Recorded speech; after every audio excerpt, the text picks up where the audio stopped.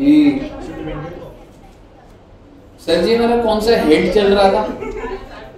आ जाओ बेटी इधर आ गए। कौन सा हेड चल रहा था बच्चों? सैलरी।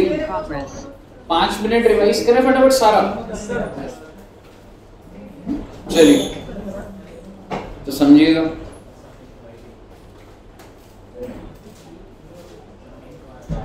सैलरी का चार्जिंग सेक्शन क्या था? सेक्शन 15। और सेटल हो जाओ पानी वाली। कुणाल जी चार्जिंग सेक्शन क्या था? सैलरी का क्या था? 15।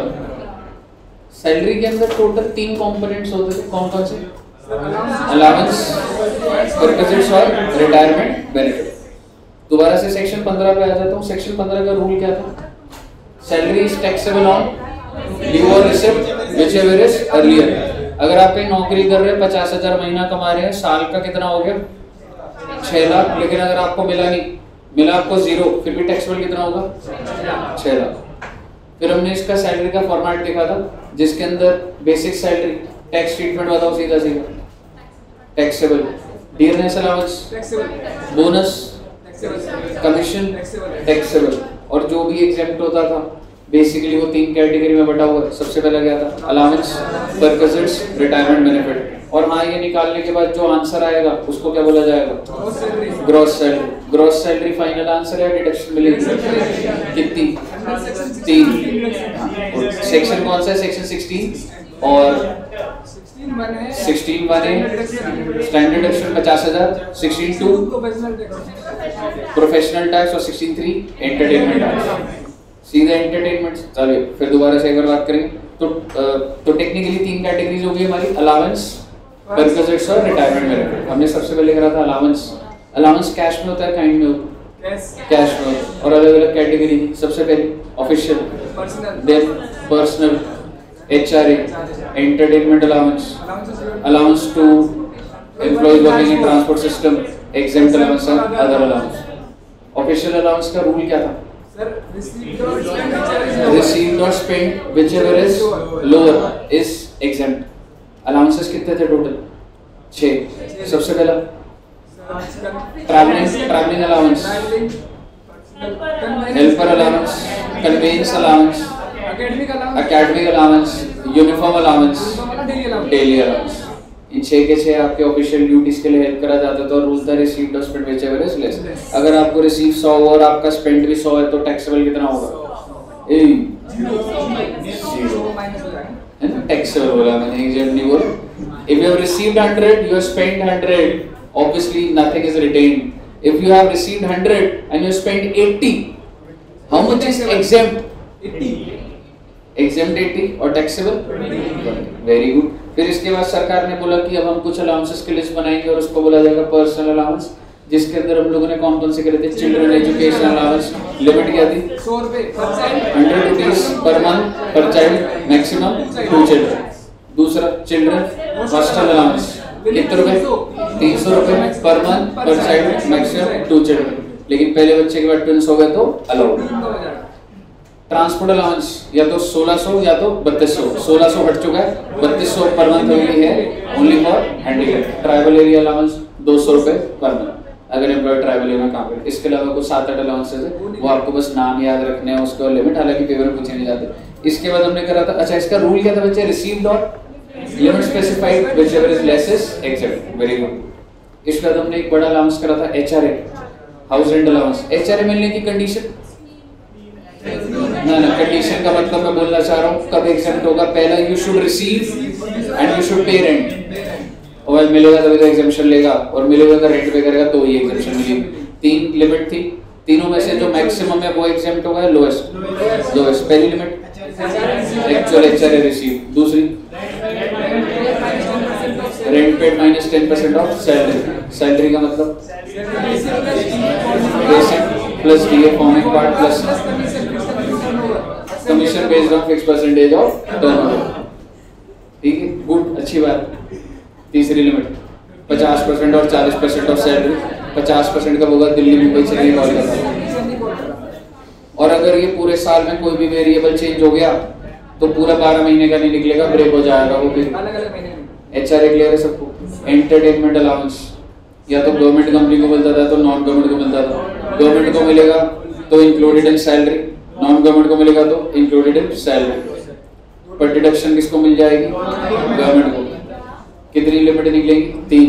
जो सबसे कम होगा वो एग्जेम्प्ट हो जाएगा। पहली लिमिट एक्चुअल रिसीव, दूसरी 20% ऑफ बेसिक सैलरी, तीसरी 5000 पर मंथ या per annum? Per annum. Very good. Non government employee के लिए सारा का सारा टैक्सेबल। फिर हमने करा था allowance given to employees working in a transport system, ये नहीं कि जैसे कोई ट्रक ड्राइवर है, IRCTC एम्प्लॉइज हैं, DMRC एम्प्लॉई है, Air India, Vistara, whatever air flights. कहने का मतलब उनको जो भी अलाउंस मिल रहा है उनको उसकी एग्जेम्पशन तभी मिलेगी जब उनको कौन सा अलाउंस नहीं मिल रहा हो? Daily allowance. डेली अलाउंस अगर डेली नहीं मिल रहा तो एग्जेम्पशन क्या थी? या तो 10,000 पर मंथ या फिर 70% of such allowance whichever is low. I hope आपको याद आ रहा है। एग्जेम्प्ट अलाउंस क्या थे बच्चों? सर एग्जाम हाई कोर्ट के जिसको मिल रहे हैं, हाई कोर्ट के जजेस को सारे के सारे अलाउंस माफ, UNO एम्प्लॉइज को सारे अलाउंसेस माफ, government employee outside India, citizen of India allowances exempt. और आखिरी क्या था? वो sanctuary allowance, entertainment allowance to high court and supreme court सारा रिवाइज करा दिया बेटे आपको। और इसके अलावा जो भी अलाउंस आ जाएगा वो अदर अलाउंस में चला जाएगा, जैसे कि food allowance, medical allowance, special allowance, AC allowance, T allowance, coffee allowance. अब मुझे बताइए अलाउंसेस क्लियर है आपको? इसके बाद हमने बात करी थी रिटायरमेंट बेनिफिट की। रिटायरमेंट बेनिफिट में सबसे पहले बात होती है ग्रेचुइटी। सीधे सीधे बोलूंगा, ग्रेचुइटी या तो गवर्नमेंट एम्प्लॉय को मिलती है या तो नॉन गवर्नमेंट एम्प्लॉय को मिलती है। गवर्नमेंट को मिलती है तो पूरी की पूरी एग्जाम, नॉन गवर्नमेंट को मिलती है तो दो बातें देखी जाती है, कवर्ड अंडर ग्रेचुइटी या नॉट कवर्ड। कवर्ड के अंदर कितनी लिमिट थी? 3। सबसे पहली एक्चुअल रिसीट, दूसरी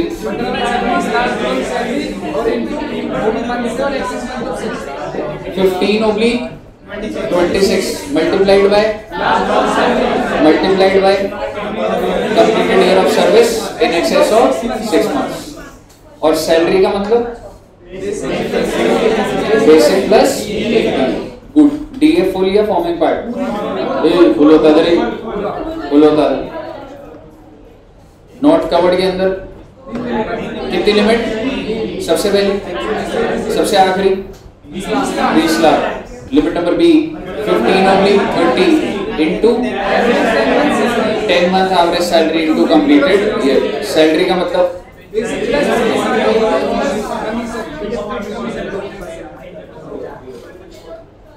क्या बोला मुझे समझ नहीं आया।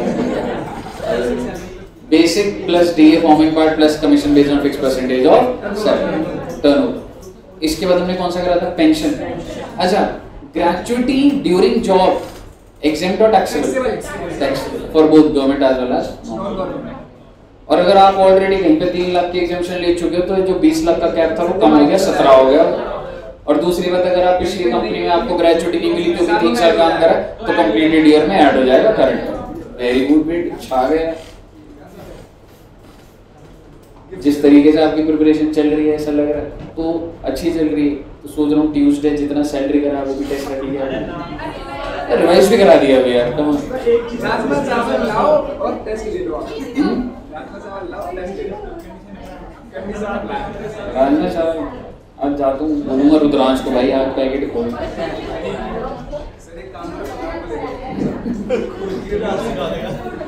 ये पैकेट लेके भाग जाएगा।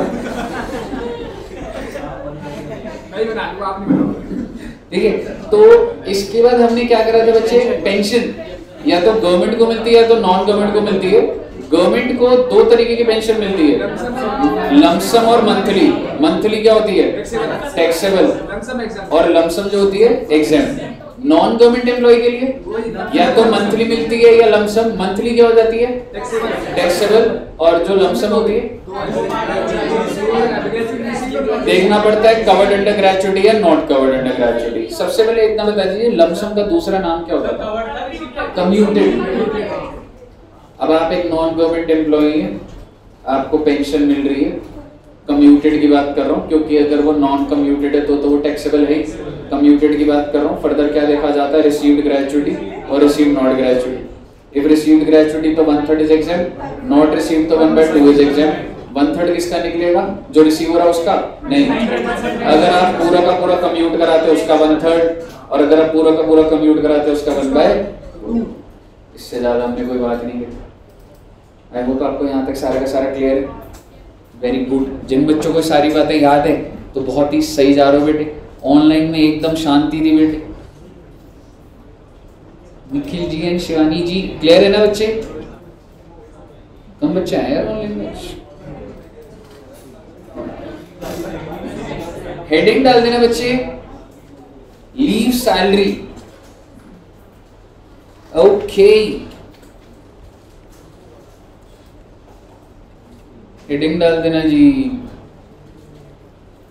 बेटा लीव सैलरी हो गया तो समझ लो रिटायरमेंट बेनिफिट खत्म। सर वीआरएस और आरसी बेटे 3 लिमिट लिखानी होती है बस, उसमें कुछ नहीं है, 5 मिनट का सिर्फ लिमिट लिखवानी होगी।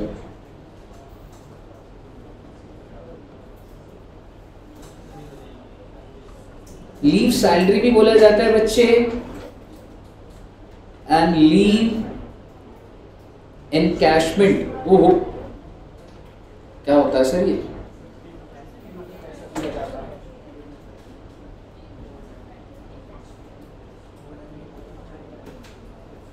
आपको पता है नीचे जैसे मिंकी मैम है, अनुराधा मैम है, संजय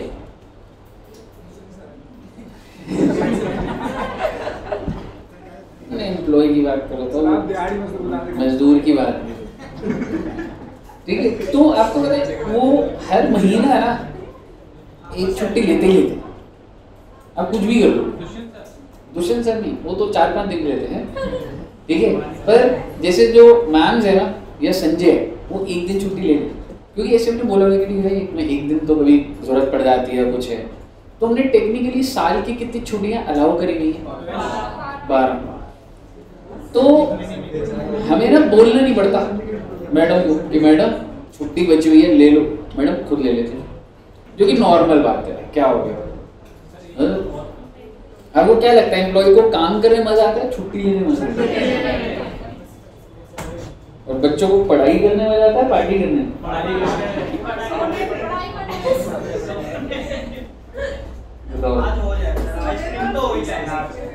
आइसक्रीम का क्वेश्चन आएगा जी, पहले वाली आइसक्रीम का हिसाब कीजिए आप।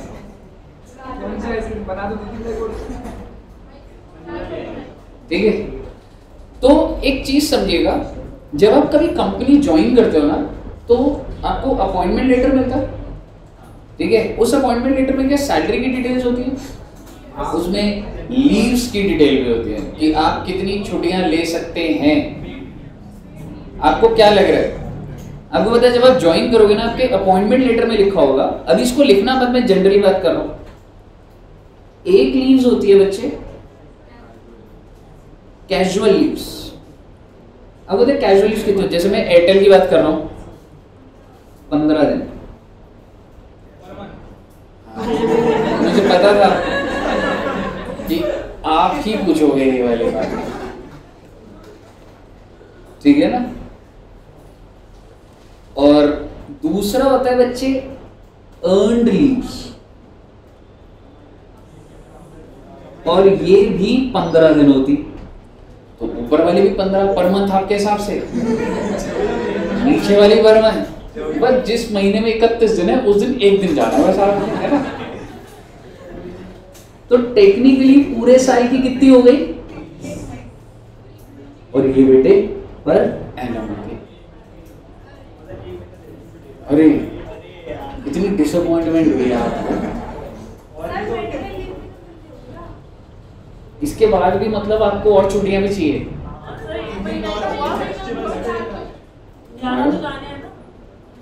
क्या 11 महीने? 11 महीने जाने पड़ेंगे ना। अच्छा, आजकल मतलब वो स्ट्रेस की बात है क्या हो रही है? तुमने तो काम करने की उम्मीदें ही छोड़ दी है, मतलब तुम्हें तो छुट्टियां ही चाहिए बस अब। तो बेसिकली जब आप ज्वाइन करोगे, सही है भाई, मतलब एक बात बताओ, टेक्निकली ये 12 महीने का, तो कितने दिन ऑन एन एवरेज हर एक महीने में कितनी छुट्टियां ले लोगे? एक महीने में 30 नहीं है भाई, पेपर में ऐसे मत कराना। तुम महीने से आगे बढ़ ही नहीं पा रहे हो, ये साल की है ये। दो लगा ले, हाँ 2 लगा। ठीक है। अब एक बात बताइए, क्या आपका सैटरडेज एंड संडेज ऑफ होगा? बिल्कुल। तो बेसिकली 8 दिन तो आपके वैसे छुट्टी है, 2 दिन आपको ये ऊपर से मिल जाएगा पर मंथ, 10 दिन तो आप वैसे छुट्टी भरो। तो 1 महीने में 10 डेज की लीव तो वैसी हो जाएगी। और आपको कितने दिन जाना होगा? 20 डेज। अब सोच के कुछ अच्छा लग रहा होगा आपको, है ना, चलो 20 दिन ही जाना। 20 दिन में भी नहीं, और बस आप ये कह सकते हो कि 15 अगस्त आ गया, गांधी जयंती आ गया, ठीक है, कोई फेस्टिवल आ गया, Diwali, Holi, new year, Christmas, ये सारे आ गए, ठीक है। और अभी वैसे तो मैं बताता हूँ बहुत सारे मतलब ऐसी बातें हो रही है बड़े लेवल पे जो अच्छी ऑर्गेनाइजेशन है, टू मेक इट 4 days। अभी 5 days वर्किंग होता है, बट हो सकता है जब तक आप लोग जॉब पे जाओ या हो सकता है 4 days वर्किंग। सर वो बस वो बोल रहे हैं ना फ्राइडे को वर्क फ्रॉम होम अभी भी चल रहा है, हाँ हो सकता है।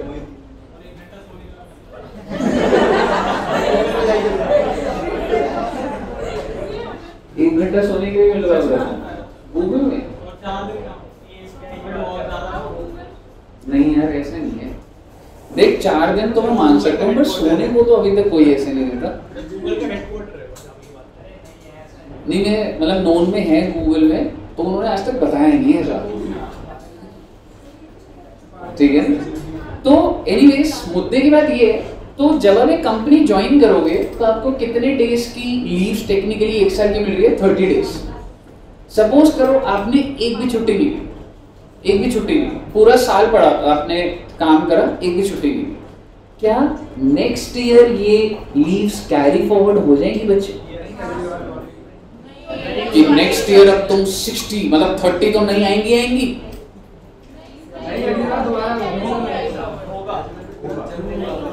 ये कैरी फॉरवर्ड नहीं होगी। कैजुअल लीव्स कैजुअल होती हैं, ये कभी आप बीमार पड़ गए, कभी कहीं जाना है, कभी कुछ है, उसके लिए लीव्स होती है, कैरी फॉरवर्ड नहीं होगी। लेकिन बेटा जो अर्नड लीव्स है क्या वो कैरी फॉरवर्ड हो जाएंगी? यस हो जाएंगी। मेरे कहने का मतलब है जो नेक्स्ट ईयर में आपकी कैरी फॉरवर्ड कितनी होगी? 15, ठीक है। और आप ये कह सकते हो उसको मान लो जो कैरी फॉरवर्ड होगी वो 15, और जो न्यू मिली आपको 15 कैजुअल मिल गई और 15 और होगी। देखो कैजुअल तो कैरी फॉरवर्ड होती नहीं ना, अब ज्यादा लोड के लिए कैजुअल तो जब 15 मिलेंगी यूज कर ली नहीं करी तो लैप्स हो गई। लेकिन अर्नड लीव्स जो होती है वो कैरी फॉरवर्ड हो जाती है। अगर आपने पहला साल है नौकरी का, 15 छुट्टियां आपने ये नहीं ली, तो अगले साल जो 15 अर्नड और मिलेंगी वो तो है ही, और 15 आपकी कैरी होगी, आप 30 अर्नड लीव्स। मेरा आपसे सवाल है, एम्प्लॉइज जो है now supposingly you are in year 1 और आपको 30 डेज की लीव्स मैंने दे दी, क्या आप 30 डेज की लीव्स लेंगे या 15 दिन की लीव्स? 15। कौन सी वाली? कैजुअल। क्यों? क्योंकि सर उसको ना लेने से हमें तो कोई फायदा नहीं मिल रहा ना, और जो अर्नड लीव्स है वो उसको आप बचा के रखेंगे, क्योंकि कल को जब तुम नौकरी छोड़ोगे, वैसे तो तुम ले भी सकते हो लीव्स, लेकिन कल को जब नौकरी छोड़ोगे तो ये जो कैरी फॉरवर्ड हो रही है ना, इसका एक सा पैसा मिलता है। इसी को तो बोला जाता है leave encashment. So leave encashment is not about casual leaves, it is about earned leaves. पहली बात समझ। तो जब रिटायरमेंट होती है, कुछ सरकारी एम्प्लॉय भी है, प्राइवेट एम्प्लॉय भी है, जनरली कोई भी है 15 दिन की लीव्स, अनलेस कोई इमरजेंसी ना आ जाए, कोई नहीं लेता। And it makes no sense. आपको लग रहा है नहीं सर बढ़िया हो जाएगा, 1 साल ले लोगे आप, मैच्योरिटी आ जाएगा, जब कोई जरूरत नहीं है, इंप्रेशन भी अच्छा नहीं जाता। मुद्दे की बात ये है भाई, क्या आप जब कंपनी ज्वाइन करोगे तो क्या आप ये 15 दिन लोगे या बोलोगे नहीं सर हम तो और मैच्योर्ड है, हमको जब जरूरत थी तो हम तो लेंगे? क्या लग रहा है, आगे 15 लोगे या नहीं? इमेच्योर्ड हो आप लोगे। एग्जैक्टली। पर कंपनीज क्या करते हैं, जो कंपनीज के एम्प्लॉय वो क्या करते होंगे, ले लेते हैं। और मैं आपको बताऊं क्या होता है, जैसे सपोज करो 1 जनवरी से साल शुरू हुआ 31 दिसंबर तक, मान लो जनवरी में एम्प्लॉय ने कितनी छुट्टी ले ली, ऐसा होता है वो मन नहीं कर रहा है, ग्रुप बने होते हैं सिक लीव या ऐसे करके कि I am on sick leave today, तो जनवरी में 1 ले ली, फरवरी में 1 ले ली, ऐसे करते करते करते अक्टूबर तक 7-8 लीव्स कंज्यूम कर लेता है, नॉर्मल सी बात। उसके बॉस को भी पता है कि ठीक है भाई ले ली छुट्टी तो कोई नहीं, काम नहीं रुकना चाहिए बस। लेकिन बेटे जैसे ही दिसंबर आता है ना, तो पूरी ऑर्गेनाइजेशन के जितने एम्प्लॉयज होते हैं जनरली उनके पास ना 6 से 7 दिन की लीव्स पड़ी होती हैं। कौन सी वाली? कैजुअल। और 31 दिसंबर आते ही लोगों के प्लान बनने शुरू हो जाते हैं। 31 दिसंबर मंथ आता है, क्योंकि 25 दिसंबर की छुट्टी, अगर 3 दिन छुट्टी ले ली जाए, अगर हम बोले हम 3 दिन बीमार हो गए तो 31 की तो वैसी छुट्टी, 1st की भी छुट्टी, 1 आध दिन और अगर हो जाए, या चलो 1st तक का ही, हफ्ते का लोगों का गोवा का प्लान बन जाता है।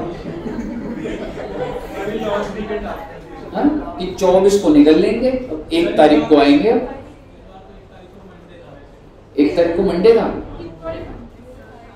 ठीक है, ये रियलिटी है। और इससे पहले कि आप लोग ऐसा करो, HR का मेल पहले से ही आ जाता है, 1 दिसंबर को या नवंबर में मेल आ जाएगा। ये मैं आपसे सारी ऑर्गेनाइजेशन, ईवाई, बिग 4 सबके अंदर की बात बता रहा हूं। मेल आएगा कि हमें पता है कि आपको छुट्टियां लेना पसंद है और हम भी चाहते हैं छुट्टी ले लो जो पड़ी है आपके पास, लेकिन प्लान करके ले लो, आखिरी 5 दिन में सारे बीमार मत हो जाना बस, क्योंकि एवरीबॉडी वुड बी ऑन। आप अगली आखिरी 10 दिन जो होता है ना, 20 तारीख से 1 तक काम ही नहीं होता भाई ऑफिस में। लेकिन ऑब्वियसली जो क्लाइंट को सर्विस प्रोवाइड करनी है, मैं ऐसा नहीं है कि बिल्कुल खाली है काम नहीं होता, बट अगर आपका काम उस टाइम पे पीक सीजन है तो आप नहीं जा पाते हो। बट अगर मैं आपको बोलूं 85% सीजन मतलब 10 दिन काम नहीं होता, क्योंकि हर कोई जाता है और वो हर कोई अपनी लीव्स को क्या कर रहा होता है, ये जो कैजुअल लीव्स बची हुई हैं वो यूज कर लेता है। और HR पहले से मेल कर देता है और उसका सब्जेक्ट मैटर यही होता है, प्लान योर लीव्स। आप प्लीज 20 तारीख को आते ही सारे के सारे मेल मत डालना कि 1 वीक की सिक लीव पर हूं, मैं 1 वीक की सिक लीव पर हूं। सारे एम्प्लॉय अगर 1 वीक की सिक लीव पर हो जाएंगे तो कैसे हो जाएगा भाई? आपको छुट्टी लेनी है ले लो, पर अपने बॉस के साथ कंसल्ट करके ले लो। आप मुझे बताइए, क्या बॉस अच्छा बड़ा अच्छा लग रहा है आपको क्या लग रहा है? जब बॉस के पास जाओगे वो मतलब बोलेगा हाँ ठीक है एंजॉय गोवा, वो तेरे को आना है मैं जा रहा हूँ। तो बेसिकली लोग कैजुअल लीव्स नहीं बचाते हैं। मैं हूँ बीमार तो मैं हूँ, मुझे तो मतलब बंदे को पता होता है एम्प्लॉइज को जब 20 दिन बाद बीमार होने वाले हैं। हाँ, मेल आने से ये होता है कि एम्प्लॉय को लगता है अच्छा इनको पता है हम क्या सोच रहे हैं, लेकिन जो करना है वो तो करना ही। And it all depends upon your equation with the boss. तुम बॉस से बोलोगे सर आखिरी में छोड़ना, मतलब अगर आप बहुत सही परफॉर्म कर रहे हो गलत नहीं है भाई, तुम ऐसा मत सोचो कि ऑफिस में गए तो ये क्या करते हैं, ऐसे नहीं होता। If you are a star performer, आप हफ्ते में 2 दिन जाओ कोई दिक्कत नहीं। सर मुद्दे की बात ये है, अब आप मुझे बताइए ये नीचे जो स्टाफ है ये कौन सी लीव्स मिलती होंगी इनको? कोई सी नहीं। तेरा बस चले तो तू कोई भी लीव ना दे। अनुराधा मैम ने जो बोला तो कह रहा सर इनकी छुट्टियां खत्म कर देंगे, ठीक है, कैजुअल लीव्स।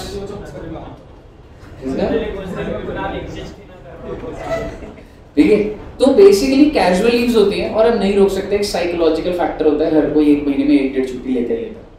समझ रहे हो? सर मुद्दे की बात पर आ जाऊंगा, मुद्दे की बात पर ही आ रहा हूँ। ये सारा का सारा लीव एनकैशमेंट अर्नड लीव्स के ऊपर, कोई भी अर्न लीव नहीं ले रहा होता क्योंकि उसको ये पता है भाई अगर मैंने यहाँ पे 10 साल काम कर लिए, सपोज करो अगर मैंने यहाँ पे 10 साल काम कर लिए और हर साल की कितनी छुट्टियां मिल रही है मुझे 15, तो इसको जब मैं 10 से मल्टीप्लाई करूंगा तो कितनी हो जाएंगी 150, महीने में कन्वर्ट कर दूंगा कितनी हो जाएगी 5 महीने। तो जब आप नौकरी छोड़ोगे ना 5 महीने की सैलरी मिलेगी आपको।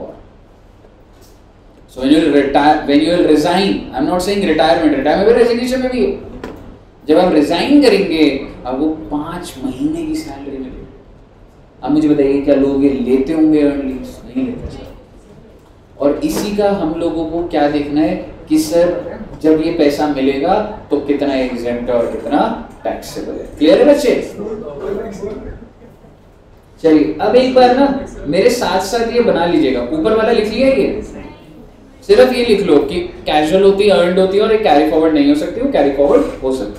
और ये एग्जांपल, ये कोई लॉ नहीं है। कोई बोले मैं तो 10 छुट्टियां ही दूंगा, 10 कैजुअल और 10 अर्न, ठीक है भाई क्या कर सकते, it's not a law, just एक एग्जांपल है। अच्छी कंपनीज जो होती है, हाँ फैक्ट्री एक्ट में लिखा होगा, वो लेबर के लिए किसके लिए, वो इतना स्पेसिफिक। तुम प्राइवेट नौकरी करते हो उसमें ऐसा नहीं है, कई कंपनियों में 12-12 भी होती है, कई में 15-15 होती है, मैक्सिमम मैंने 15 ही दी। यहाँ का अर्न तो देखो है नहीं, देखो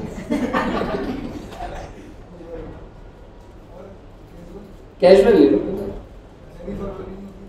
कैरी फॉरवर्ड कैजुअल हो जाती है, 25 छुट्टियां ले लेता है स्टाफ जैसे, लिबरल है बेटा लोग।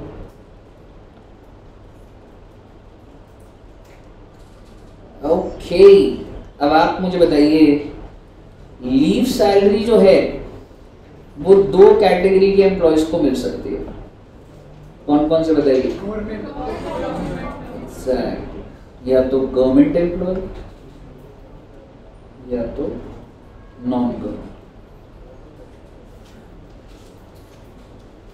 और अगर गवर्नमेंट एम्प्लॉय को मिली तो भी 2 बातें हो सकती हैं। हो सकता है ड्यूरिंग जॉब मिल रही हो, ड्यूरिंग जॉब मतलब बच्चे साल खत्म हुआ, 15 दिन एक्यूमुलेट हुए, ये लो पैसा कैरी नहीं होने दे रहा मैंने बोला भाई पूरे साल काम कर लिया, कितने दिन एक्यूमुलेट कर लिए? 15 दिन पकड़ 15 दिन की salary. So it is during job, you are getting the money during job. मैं एक चीज और लिख देता हूं प्लीज, ये लीव सैलरी का पैसा आपको कब मिल रहा है? कैन आई से रेजिग्नेशन या फिर, एंड व्हेन आई से लीव सैलरी तो ये कौन सी लीव सैलरी है बच्चे? Can I say earned leaves, these are my earned leaves. क्यों साहब सही बोल रहा हूं ना? और अगर आपको ड्यूरिंग जॉब मिल गई क्या हो जाएगा रे? Tax. You see during job it is tax. और अगर आपको रिटायरमेंट या रेजिग्नेशन पे मिले तो सारा का सारा एग्जेम्प्ट है जी। जितनी भी लीव सैलरी आपको मिलेगी एग्जेम्प्ट है, गवर्नमेंट एम्प्लॉय। रही बात नॉन गवर्नमेंट एम्प्लॉय की बच्चे, तो नॉन गवर्नमेंट एम्प्लॉय का ही मेन एनालिसिस है। और क्या एनालिसिस है सर? मैं यहाँ पे ना रिटायरमेंट पहले लिख रहा हूँ कि रिटायरमेंट या फिर रेजिग्नेशन, और दूसरी पॉसिबिलिटी क्या है बच्चे? During job. और क्या लिखूंगा मैं आपके हिसाब से ड्यूरिंग जॉब? टैक्स, क्योंकि अगर साथ साथ मिल रही है तो टैक्सेबल ही हो रही है ना सर जी। मुद्दे की बात ये हुआ भाई, अगर रेजिग्नेशन के टाइम पे हुआ ना, ठीक है, तो 4 लिमिट्स निकाले और चारों में से कौन सा एग्जेम्प्ट होगा? Exact least of following will be.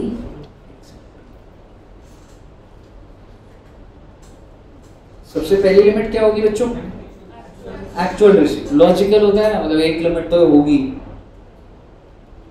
That is actual receipt. Limit number D है फिक्स्ड अमाउंट, जिसमें सरकार कहते हैं इससे ऊपर तो आगे जाएगा नहीं ना, एक अमाउंट फिक्स कर देंगे। पहले ये अमाउंट था 3 लाख, सिर्फ 3 लाख। सरकार ने इसको बढ़ा के 25 लाख। टाइम तो 2 साल पहले यहाँ पे 3 लाख लिखा जाता, तो आपको अगर कोई पुरानी बुक में वैसे दिख जाए मतलब आइडिया लग जाता, ठीक है। 3 लाख पहले था, आप इसको लिखो मत, नहीं तो कहीं पता लगे 3 लिखा है आपको, ठीक है। 25 लाख हो गए। Limit number B is 10 into 10 months average salary.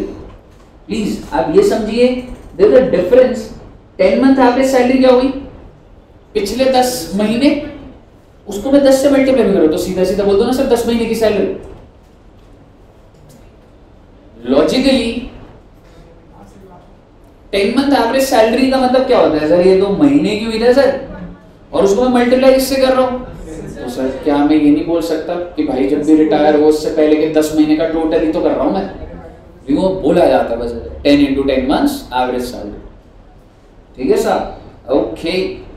और अब सारा एनालिसिस जिसकी वजह से ये चल रहा है वो लिखूंगा, दैट इज अनअवेल्ड लीव्स। ये क्या होता है? छोड़ो ना बेटे, अनअवेल्ड लीव्स क्या होता है? डेज, मान लो डेज ऊपर लिख दिए मैंने, 90 दिन लिख दिए, 90 डेज सपोजिंग, होता है क्या? छोड़ो, अगर मुझे जब मंथ्स में कन्वर्ट करना है तो मैं किससे डिवाइड करूं? क्या ये मंथ्स में नहीं आ जाएगा? तो अगर 90 दिन है, 90 डेज, तो अगर उसको डिवाइडेड बाय 30 करूं तो कितने मंथ्स आ गया? 3 मंथ्स। और इसको मैं मल्टीप्लाई कर दूंगा 10 months एवरेज। सर ये क्या बोल रहे हो? वो बेटे एनालिसिस ही यहीं पर है सारा का सारा, यही समझाना है मैंने। बताइए क्लियर है? चलिए, फर्स्ट लिमिट में कोई एनालिसिस नहीं है, 10 into 10 मंथ। अच्छा, एक सिर्फ सैलरी का मतलब लिख लीजिए आप पहले। सैलरी के अंदर आएगा बच्चे बेसिक प्लस डीए, कौन सा वाला जी? फॉर्मिंग पार्ट,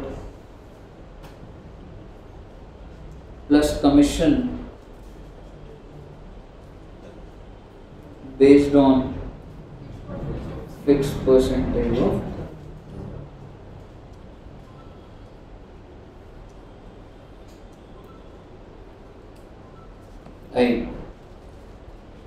ध्यान से देखिएगा, टेक्निकल बात आएगी और क्वेश्चन इसी पॉइंट पे ही होगा, मतलब जो मैं बता रहा हूँ उसी पॉइंट पे। मान लीजिए there is an employee mister A, और मिस्टर ए ने जॉब करी है 20 साल 10 महीने, ठीक है। और इसको जो लीव्स मिलती थी, मैं कैजुअल लीव्स की बात कर रहा हूँ या अर्नड लीव्स की? Earned leaves. तो इसको अर्नड लीव्स मिलती थी 20 डेज पर। भाई को एक साल में कितनी छुट्टियां अलाउड थी? 20। कैजुअल की तो बात ही नहीं करूंगा, जो पैसा इन्वॉल्व नहीं है, इसको 20 अर्नड लीव्स इन्वॉल्व।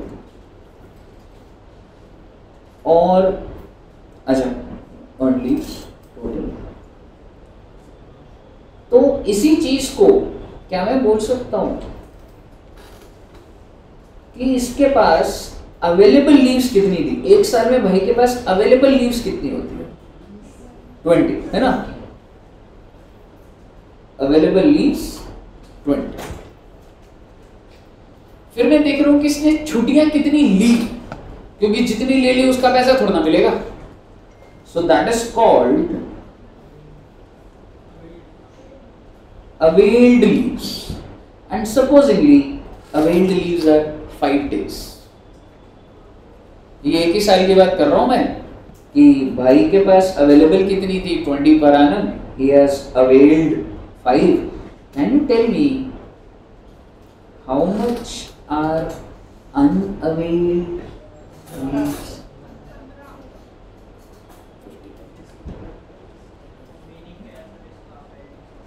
जितनी एक्चुअली आप ऐसा लिख सकते हैं, एक्चुअल लीव्स टेकन, नजर है?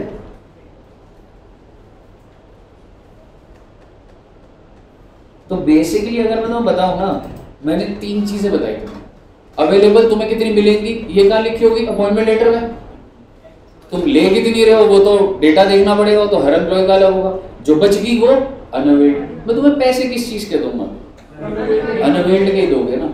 और मान के चल लो कि ये भाई ने यही कहानी हर साल यही कहानी चली, कितने साल तक, 20 साल। और अब आपका दिमाग चलेगा सर इसको मैं 20 साल बोलूँ, 21 साल बोलूँ, तो आपको मैं पहले बता देता हूं, आप ऊपर ही लिख दीजिएगा कि मैं सिर्फ और सिर्फ कंप्लीटेड ईयर लूंगा। ये पार्ट ऑफ, हाँ बिल्कुल 20 साल हो, ये कोई पार्ट ऑफ द मंथ वाली कहानी नहीं चलेगी जो ग्रेजुएटी में था ना, इन एक्सेस ऑफ 6 मंथ्स वाला कि कंप्लीटेड नहीं लूंगा। तो आप मुझे बताइए, भाई के पास total unavailed leaves, can I say 20 years multiplied by 15, how many days? दिन पे तो चल रहा था ये 15 दिन, 20 साल से 300 दिन आ गए। तो ये क्या निकला बच्चे मेरा, unavailed. So when he has resigned, तो क्या बोलेगा सर मैंने कितनी छुट्टियां नहीं ली, उसका पैसा दो। यही तो बात है। अब कंपनी जो मर्जी पैसा दे, हमने थोड़ा ना कैलकुलेट करना, मैं तो एग्जेम्पशन सिखानी है आपको। और एग्जेम्पशन के अंदर आप देखिए जरा, आप limit number C, unavailed leaves कितनी है बेटा आपकी वैसे, और अगर इसको मंथ से करोगे तो कितना आ जाएगा, 10 months। और मैं उसको मल्टीप्लाई के, अच्छा कंप्लीटेड ईयर से फिर से करूं भाई, जब 300 कर दिया, आप समझ रहे हो कंप्लीटेड ईयर नहीं आ रहा है इधर, ठीक है। आपकी लास्ट सैलरी क्या थी, सैलरी का मतलब ये है, मान के चल लो इसकी ये सैलरी कितनी आ रही है, 60,000 आ रही है। तो मैं कितने मंथ्स बने थे, 10, और 1 महीने की सैलरी कितनी, 60,000, तो लिमिट कितनी आ रही है, 6 लाख। मेरी बात ध्यान से सुनिएगा, मान लो इसको एक्चुअल रिसीव्ड कितना है, 18 लाख मान लीजिए, कोई भी फिगर ले लो ना, 18 लाख। और मैंने इसकी सैलरी कितने की बना दी थी, जो मर्जी मान लो, 12 लाख मान लो, ठीक है। और मान लो ये लिमिट कितने की आई, 6 लाख। और ये क्या है, can you tell me how much is received, 80, how much will be exam, 6, how much will be taxable. अब आप मुझे एक बात बताइए, आप ये जो लिमिट्स निकाली इसको बढ़ाना चाहते हो टैक्स बचाने के लिए या कम करना चाहते हो? क्योंकि एम्प्लॉय दिमाग कहते रहे अच्छा मुझे मिला कितना, 18, एग्जाम कितना, सिर्फ 6 लाख। क्या ये एकदम से नहीं आएगा रिस्पॉन्स, सिर्फ 6 लाख की एग्जाम टू, 18 मिला, 6 एग्जाम बाकी टैक्सेबल। तो बेटे एम्प्लॉय ने दिमाग लगा, एम्प्लॉय अपनी कंपनी के पास गया और कहता है सर कुछ वर्किंग में या कुछ पेपर वर्क में चेंज कर देते सर। तो कंपनी ने बोला क्या चेंज करेगा भाई,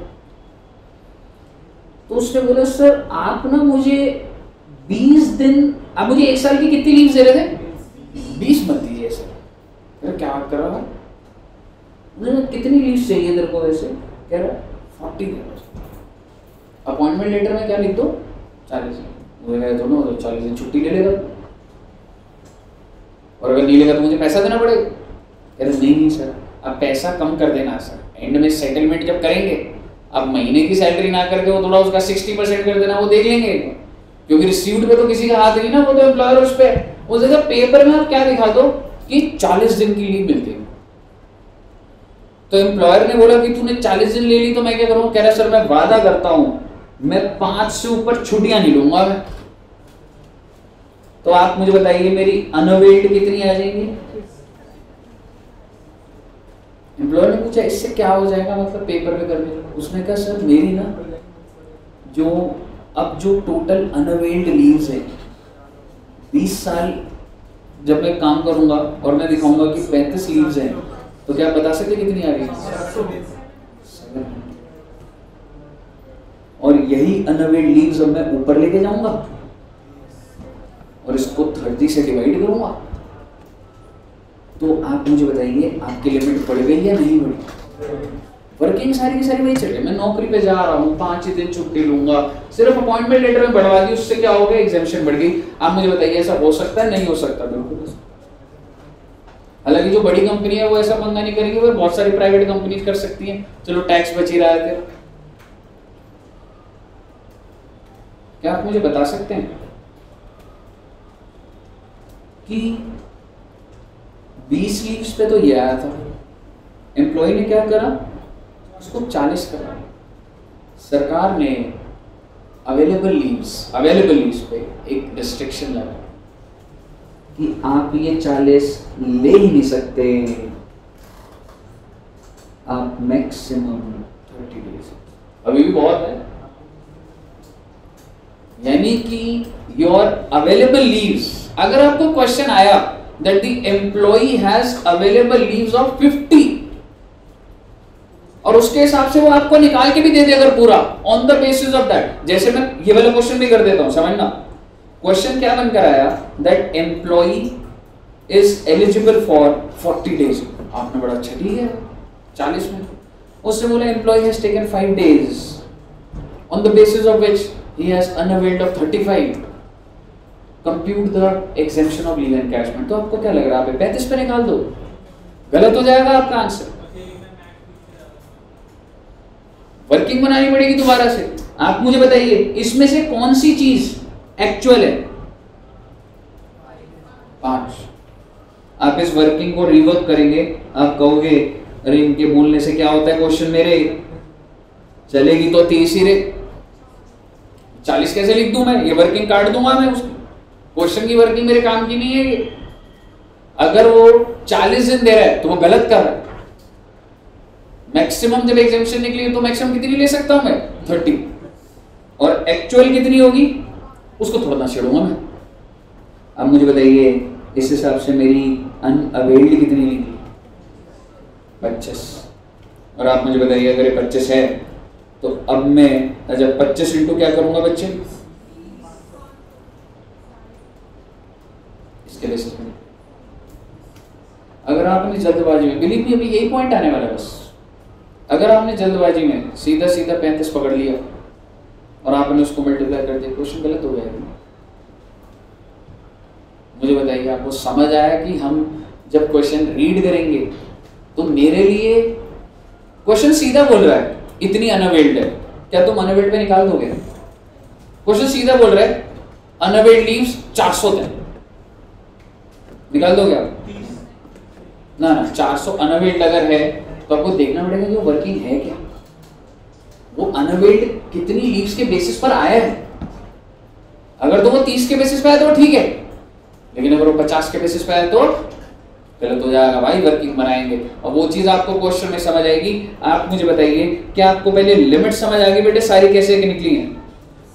चलिए क्वेश्चन में देखेंगे, बट आइए प्लीज एक आखिरी बात लिखना चाहता हूं।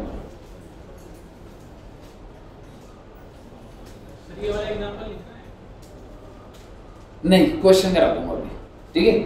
मतलब ना एक चीज बस लिख देना, ये जो अनअवेल्ड और ये लिखा है ना, इसके यहीं पे लिख देना maximum 30 days of available leave जरूर लिखना। कहीं आप सोचो कि वो 30 दिन अनअवेल्ड के हिसाब से, वो जरूर लिखना बच्चों। पता नहीं मैम कोऑर्डिनेट कर लो, मतलब जो मैंने आपको नंबर दिया उनको बोलो हमारा इधर अकाउंट है,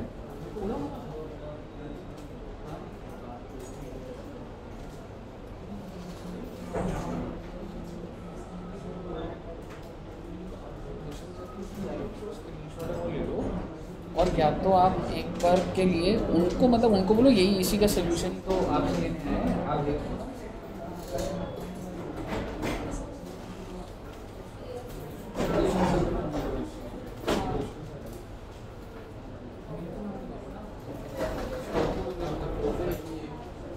ठीक है, तो वो क्वेश्चन सर उसमें जा रहा है, वो बता पाएंगे।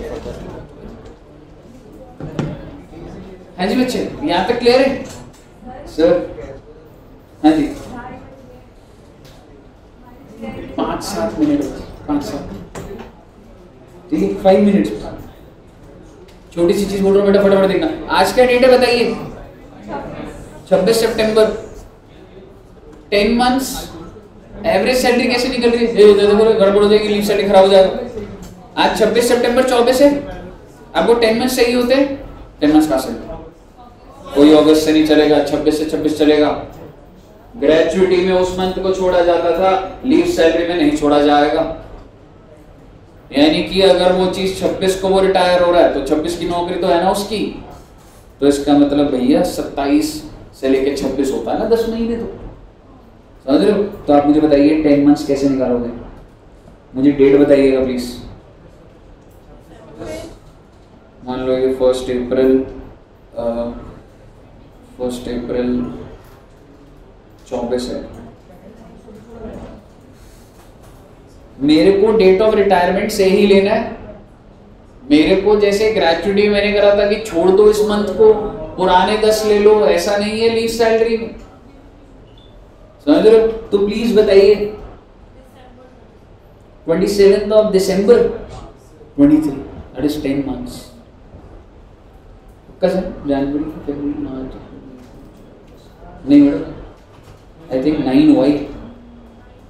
देखो एक महीना कब कंप्लीट होगा? 26 जनवरी। जनवरी, फरवरी, मार्च, अप्रैल, मई, जून, जुलाई, अगस्त, सितंबर, नो 27th of नवंबर हो गए। इसको गिन लेना हाथ पे, ऐसा मत सोचना बस ऐसे कर लिया पूरा क्वेश्चन खराब हो जाएगा। 10 महीने एग्जैक्ट गिनने में चाहे आधा मिनट ज्यादा लग रहा है, काउंट कर लेना। मुझे बताइए क्लियर है बच्चे? तो जब मैं 10 मंथ एवरेज सैलरी लूंगा, इसको बना लेना प्लीज। जब रिटायरमेंट हुई ना, इसमें मैं मंथ को नहीं छोड़ रहा, इसी डेट से ही 10 महीने निकाल रहा हूँ। ग्रेजुएटी में उस मंथ को छोड़ा था मैं। मुझे बताइए क्लियर है बच्चे यहाँ तक? Okay madam, generally if something start on 1st it ends on 31st, कभी भी 1 से 1 तक नहीं होता। तो इसी तरीके से if something is ending on 26 it doesn't start on 26, it starts on 27। इसी वजह से आप फाइनेंशियल ईयर 1/4 को शुरू करके 31 मार्च को कभी 1 से 1 नहीं होता। हाँ जी यार, कोई भी क्वेश्चन में 1-2 दिन की सैलरी का चलना नहीं आएगा, लेकिन आपको ये एमसीक्यू लेवल पे वैसे आ सकता है कि that you leave the month and then 10 months or immediately preceding the date of retirement। But आने को अगर आ गया, वैसे आज तक नहीं आया, तो वो 26 दिन सितंबर के लेगा, फिर ऐसे बैक वर्किंग। बताइए क्लियर है बच्चे? प्लीज क्वेश्चन देखना बेटा।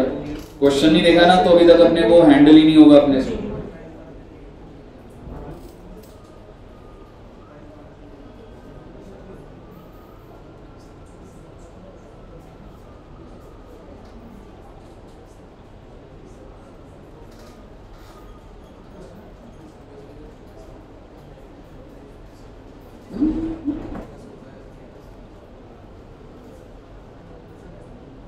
बहुत अच्छा क्वेश्चन है बेटा। वैसे तो मैंने आपसे करवाना था पर कोई नहीं, अभी टाइम की शॉर्टेज है। एक बार मैं बताता हूँ आपको।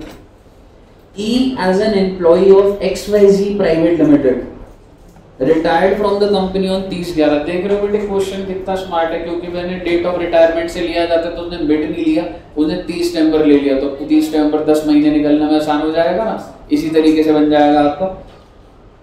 तो पहले बताइए एम्प्लॉय का क्या नाम है? E। और government employee, non government employee? Non government employ.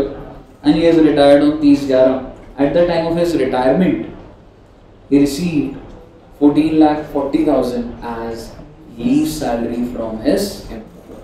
आप अपने रजिस्टर में ज्यादा दिमाग मत लगाइए, मुझे बता दीजिए लिमिट नंबर ए क्या है, लिमिट नंबर डी क्या है। 2 लिमिट निकलवा दी मैंने आपकी, तो आप निकाल लो बेटे। ठीक है, आगे बढ़ते हैं। The following information is provided by the employer। What is the salary at the time of retirement? 90,000 महीने का कमा रहा, पर मुझे ये नहीं पता भी बेसिक कितना, डी कितना और वो क्या है। Period of service 20 years 8 months। 8 months का कुछ करूंगा। लीव एनकैशमेंट कितनी मिली है? दे रखा था सर। लीव्स अवेल्ड मतलब इतनी छुट्टियां उसने ली हैं, 14 महीने की छुट्टियां ली हैं। तो अगर जस्ट ऐसे ही आपकी जिंदगी में अगर मैं थोड़ा सा क्लैरिटी ले आऊं, अगर मुझे इसको डेज में निकालना हो तो कितना हो जाएगा? He has taken कितना? 420। इतनी छुट्टियां उसने ली हैं और अनअवेल्ड कितनी है? 16 इंटू 30। मैं आपके सामने एक टेबल बना रहा हूं,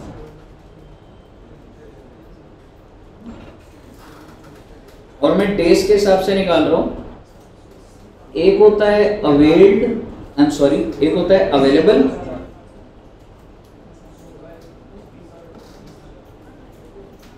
एक होता है अवेल्ड, और एक क्या होता है? अनअवेल्ड। आप मुझे बता दीजिए अवेल्ड कितनी है? 420। अनअवेल्ड कितनी है? तो अवेलेबल कितनी? Correct.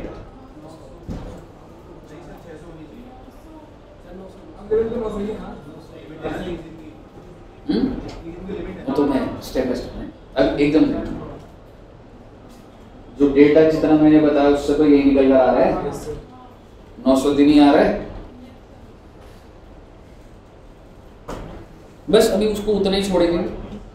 Average salary for the month of February, कितना अच्छा क्वेश्चन है बेटे। 10 महीने की एवरेज सैलरी निकाल के दे रहे हैं आपको, कितने की है? तो आ जाओ जरा, लिमिट नंबर बी फटाफट निकल सकती है। 10 से मल्टीप्लाई कर दूंगा, 88,000 कर दूंगा, 8 लाख। क्यों? यही है ना। लिमिट नंबर सी है भाई, अनअवेल्ड। और अनअवेल्ड कितनी है? 480। पर सवाल ये है, क्या ये सही है? कैसे पता लग रहा है? वैसे तो अभी इतने डेटा में पता लग रहा है, पर आप देखिए लीव्स एंटाइटलमेंट, ये 1 into 1/2 है। You know what does it mean? 45 days for every completed year. How will you justify this 45 days? कितने साल काम करा था उसने? 43,900,000 अपने आप बन रहा है। और आप मुझे बता दो, क्या मैं अनअवेल्ड 480 ले लूं? इसको डिवाइड करके 30 से और फिर मल्टीप्लाइड बाय 88,000। अगर बिना दिमाग करूं तो यही कर दूं मैं कि सर अनअवेल्ड का पैसा मिलेगा। पहले मैंने इसको मंथ्स में कन्वर्ट करा और उससे मैं लास्ट ऑन अपनी 10 मंथ एवरेज सैलरी से मल्टीप्लाई करूं। दैट्स नॉट करेक्ट, बिकॉज आपने जो बेस पकड़ा है, जो अवेलेबल पकड़ा, वो गलत पकड़ा आपने 45 डेज पकड़ा। So you have to rework. और जब आप रीवर्क करेंगे, अब आप मुझे बताइए अवेलेबल कितना लोगे? गुड, 600। 20 साल into 30। How much is availed? Availed तो सेम ही रहेगा सर, वो तो एक्चुअल छुट्टी है भाई। तू ये वाले टेबल पे वर्किंग थोड़ा ना कर देगा, तो इसलिए तो उसको रीवर्क कर रहा है। 45 दिन की जगह 45 दिन जो कंपनी ने दी है, इनकम टैक्स कितना मैक्सिमम देगा आपको? 30। तो 20 साल काम करा ना आपने, तो तेरे को 600 की बन रही है तेरी अवेलेबल। पहले मुझे बताइए, क्लियर है? और बेटे ये थोड़ा ना चेंज हो जाएगा, ये तो रजिस्टर में उसकी छुट्टियों के डेट लिखे हुए हैं। तो दैट इज 420। हाँ जी, 20 years दोस्त कंप्लीटेड। 30 तो मैक्सिमम है ना, सरकार ने लॉ बना रखा है, समझ रहे? आप मेरे को बताइए ये कितना था? 420। मुझे बताइए हाउ मच इज अनअवेल्ड? तो भैया ये जो 180 है ना, 480 की जगह क्या आएगा? 180 आएगा। 180 डिवाइडेड बाय 30 6 महीने आएगा, और 6 महीने इंटू 88,000 5 लाख 5,28,000। जो मैंने 4 वर्किंग करी है, आपको 1440 पहली समझ आ रही है, दूसरी 8,80,000, 5,28,000 और 25 लाख। इसमें से एग्जाम्प्ट कितना होगा? रिसीव्ड कितना हुआ? 14 लाख 40,000 1440 माइनस 528 करोगे टैक्सेबल लीव सैलरी।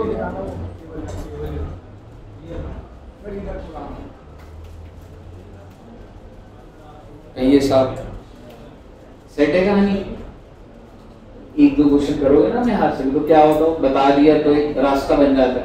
तो इसमें और भी क्वेश्चन है, आप अपने मॉड्यूल से भी कर सकते हो, जो मर्जी क्वेश्चन लीव सैलरी का आप कर सकते हो बच्चों, ठीक है। तो एक होमवर्क ले लीजिएगा बस, इलस्ट्रेशन नंबर 4.45। सर क्या बस आप एक ही इलस्ट्रेशन दोगे? हाँ बेटी। नहीं सर और इलस्ट्रेशन। नहीं ठीक है बेटी। आप बच्चे जो मन ही मन बोल रहे हो, मुझे आवाज आ रही है बेटा, आप चाहते हो और क्वेश्चन।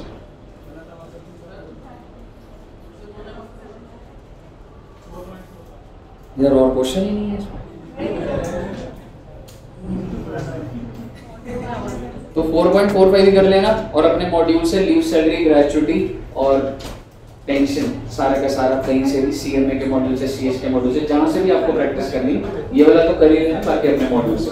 ठीक है बच्चे? Okay, thank you very much. अब क्या करें यार, अब अगली क्लास अभी रखें? मैडम बोलेगी जाने से 3:20 पे। नेक्स्ट क्लास से कर लेंगे तो, ठीक है? एक मिनट का खाली ऊपर,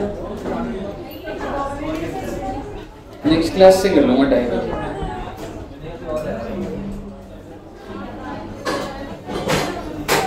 सर ये इसमें सीवरेज टैक्स क्यों ले रहा है म्युनिसिपल?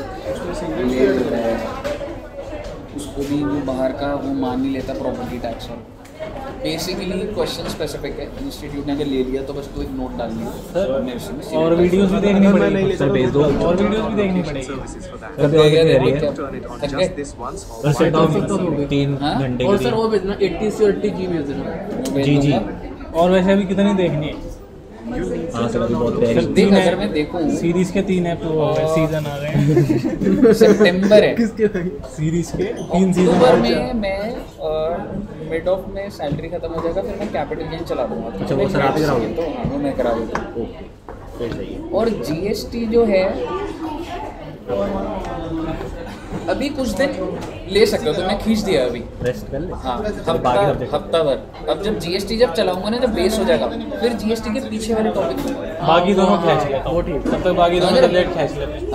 बाकी 2 सब्जेक्ट खींच लेते हैं। हाँ ठीक है, हफ्ता भर अभी ऐसे ही चला लो, ठीक है, फिर उसके बाद करेंगे। ठीक है दोस्तों, ये सारे 5th क्वेश्चन बताना। एक मिनट। ओके बच्चों, थैंक यू वेरी मच।